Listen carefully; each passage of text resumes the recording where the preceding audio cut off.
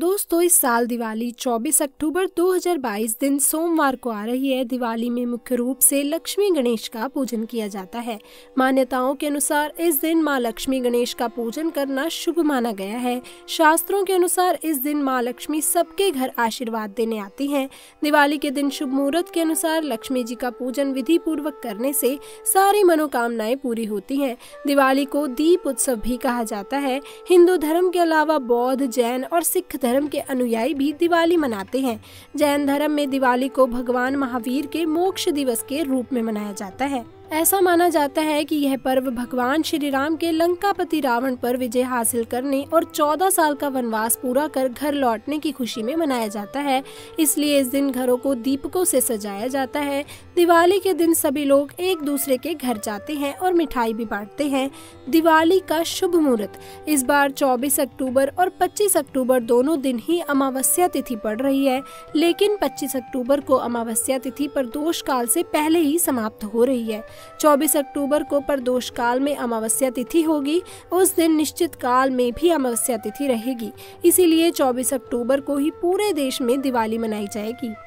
दोस्तों 23 अक्टूबर रविवार को त्रयोदशी तिथि शाम 6:04 तक रहेगी। उसके बाद चतुर्दशी तिथि शुरू होगी। चतुर्दशी तिथि 24 अक्टूबर सोमवार को शाम 5:28 पर समाप्त होगी और उसके बाद अमावस्या तिथि शुरू हो जाएगी। 25 अक्टूबर मंगलवार को अमावस्या शाम 4:19 तक रहेगी। तो दोस्तों अब जान लेते हैं दिवाली पर पूजा की विधि। दिवाली पर लक्ष्मी पूजा का विशेष विधान है। इस दिन संध्या और रात्रि के समय शुभ मुहूर्त में माँ लक्ष्मी, विघ्नहर्ता भगवान गणेश और माता सरस्वती की पूजा आराधना की जाती है। पुराणों के अनुसार कार्तिक अमावस्या की अंधेरी रात में महालक्ष्मी स्वयं भूलोक पर आती हैं और हर घर में विचरण करती हैं। इस दौरान जो घर हर प्रकार से स्वच्छ और प्रकाशवान हो, वहाँ वे अंश के रूप में ठहर जाती हैं। इसलिए दिवाली पर साफ सफाई करके विधि विधान से पूजन करने से माता महालक्ष्मी की विशेष कृपा प्राप्त होती है। लक्ष्मी पूजा के साथ साथ कुबेर पूजा भी की जाती है। पूजन के दौरान इन बातों का ध्यान रखना चाहिए। दिवाली के दिन लक्ष्मी पूजन से पहले घर की साफ सफाई करें और पूरे घर को गंगा जल से शुद्ध करें। साथ ही घर के द्वार पर रंगोली और दिए लगाएं। पूजा स्थल पर एक चौकी रखें और लाल कपड़ा बिछाकर उस पर लक्ष्मी जी और गणेश जी की मूर्ति रखें या दीवार पर लक्ष्मी जी का चित्र लगा लें। चौकी के पास जल से भरा एक कलश रखें। माता लक्ष्मी और गणेश जी की मूर्ति पर तिलक लगाएं और दीपक जलाकर जल, मौली, चावल, फल, गुड़, हल्दी, अबीर, गुलाल आदि अर्पित करें और माता महालक्ष्मी की स्तुति करें। इसके साथ देवी सरस्वती, माँ काली, भगवान विष्णु और कुबेर देव की विधि विधान से पूजा करें। महालक्ष्मी पूजन पूरे परिवार को एकत्रित होकर करना चाहिए। महालक्ष्मी पूजन के बाद तिजोरी, बही खाते की भी पूजा करें। पूजन के बाद श्रद्धा अनुसार जरूरतमंद लोगों को मिठाई व दक्षिणा दें। दोस्तों दिवाली की पूजा 3 औरतें ना करें, घोर पाप लगता है, पति मर जाता है। आइए जाने उन 3 महिलाओं के बारे में जिन्हें दिवाली पूजन भूल कर भी नहीं करना चाहिए। दोस्तों नंबर 1, अगर आपको बार बार गाली देने की आदत है तो आप जितना जल्दी हो सके इस आदत को छोड़ दें। अगर माता रानी को प्रसन्न करना है, व्रत व पूजा पाठ करना है तो जुबान से मीठे बोल ही बोलें। अधिक से ज्यादा कड़वे बोल माता सरस्वती का अपमान होता है और आप भी पाप के भागीदार बन जाते हैं। ऐसे में आप अपने मुख से माँ लक्ष्मी के मंत्रों का उच्चारण ना करें। माँ लक्ष्मी क्रोधित हो जाएंगी और आपके घर में कंगाली आ जाएगी। दोस्तों नंबर 2, एक वैश्य को दिवाली पूजन कभी नहीं करना चाहिए। जब व्यक्ति के शरीर की पवित्रता खत्म हो जाती है तब वो मैला ही नहीं बल्कि पापी भी कहलाता है। इसीलिए आपकी पूजा कभी सफल नहीं हो सकती। आप ये व्रत पूजा पाठ ना करें। दोस्तों नंबर 3, साथ ही अगर आप किसी भी व्रत को या पूजा पाठ को दिखावे के तौर पर अपनाते हैं तो शास्त्रों के अनुसार ये घोर पाप माना जाता है। ऐसा करने से आप देवताओं का मजाक ही नहीं उड़ाते बल्कि आप पाप के भागीदार भी बनते हैं। देवी माँ भी ऐसे लोगों से प्रसन्न नहीं होती बल्कि उनको बर्बाद कर देती हैं। देवता तभी प्रसन्न होते हैं जब आप सच्चे दिल से उन्हें पुकारें और शास्त्रों का पालन करें। दोस्तों, इसके अलावा तलाकशुदा महिला, शास्त्रों के अनुसार तलाकशुदा महिला या पुरुष लक्ष्मी पूजा कभी न करें। ऐसा करने से देवी खुश नहीं होती। आपकी जानकारी के लिए बता दें, शादी 2 दिनों का बंधन है, जिस बंधन में आजीवन रहना होता है, ना कि अलग अलग। माता रानी टूटे हुए जोड़े को कभी स्वीकार नहीं करती। टूटे हुए जोड़े का व्रत रखना, पूजा पाठ करना शुभ नहीं माना जाता, बल्कि माता रानी तब प्रसन्न होती हैं जब आप बंधन में हो।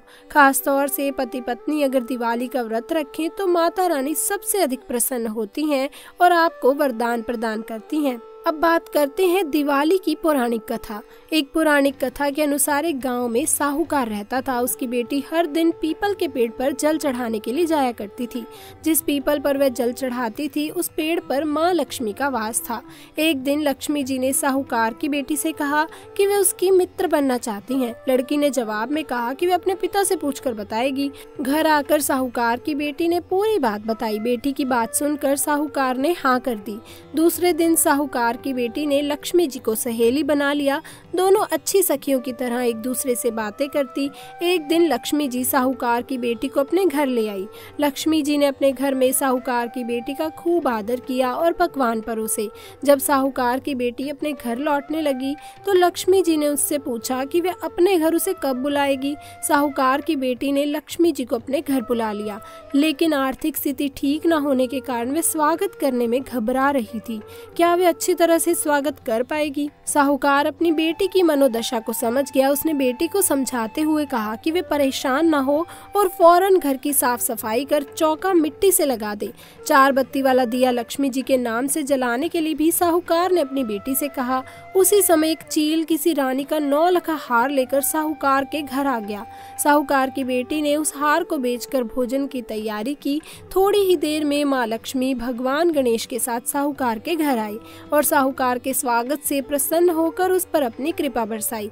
लक्ष्मी जी की कृपा से साहूकार के पास किसी चीज की फिर कोई कमी नहीं रही। दोस्तों, दिवाली को लेकर एक और प्रचलित कथा भी है। एक पौराणिक कथा के अनुसार कार्तिक अमावस्या के दिन भगवान श्री राम वनवास काटकर और रावण का वध करके अयोध्या लौटे थे। भगवान राम के अयोध्या आगमन पर लोगों ने दीप जलाकर उत्सव मनाया था।